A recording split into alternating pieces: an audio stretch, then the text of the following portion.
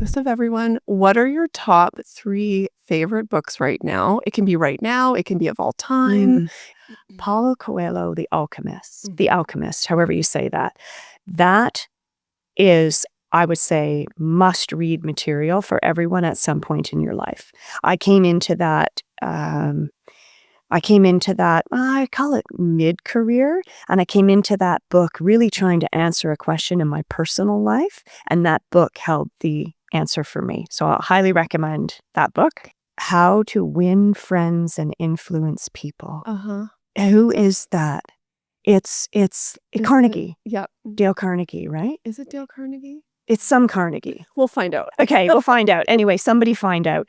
That I listened to on audio tape back in the day when we still had audio tapes. Like I think I put a tape in a cassette player in my car or something ridiculous like that. But that is like age-old truths in that.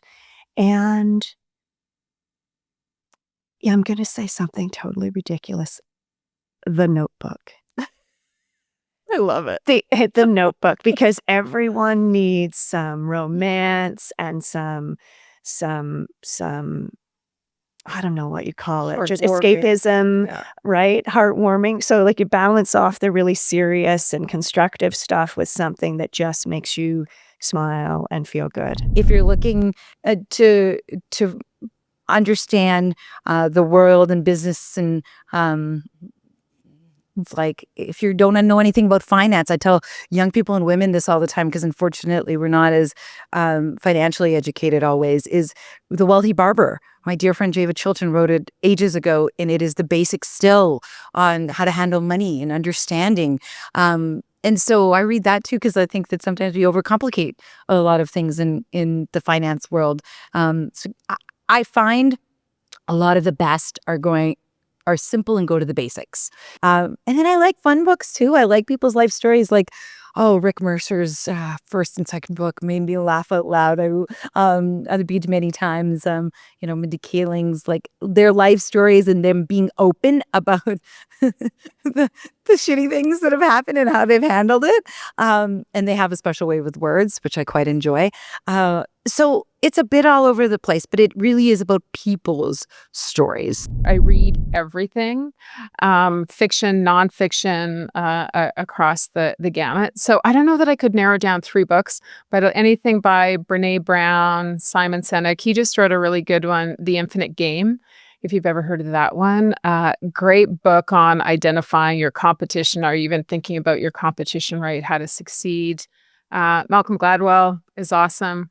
And then one of my all-time favorites, not a business book, but if you're into Dr. Seuss, The Places You'll Go. That was great. I give that book to every baby shower I go to. Yeah. You're ever having a bad day, get out some Dr. Seuss. That is a great book. It's an awesome book. So I think The Red Tent was one of epic. The women during like the historical time of like Moses. Unbelievable. It's a great book. Okay, so read that one. Broken. Was it called Broken? Unbroken? The book about the Olympic, he was an Olympic runner, but then he had to go fight in World War II, but he was captured by the Japanese. Gosh. Unbroken. Okay. Unbroken. Put it on our Yeah. list. Powerful. Yeah. And I'm reading one right now called Poets Cafe, and it is another, I love historical reality fiction, but it's called fiction, but it's nonfiction.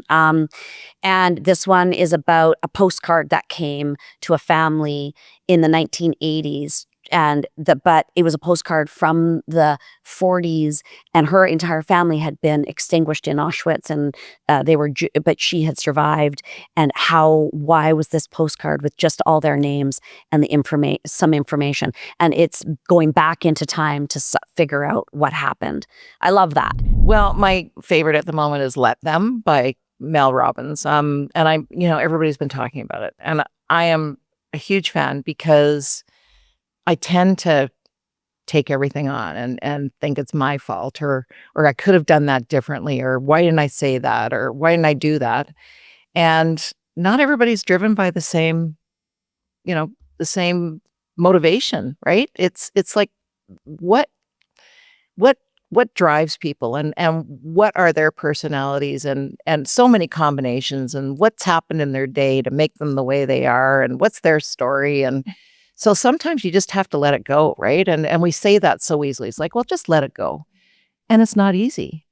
But she gives a lot of great ideas on how to make that happen, right? How do you just say, okay, I can't do anything about that. I can't control that situation. Just let them do what it is that they're going to do. And sometimes it's very, very difficult. Very difficult.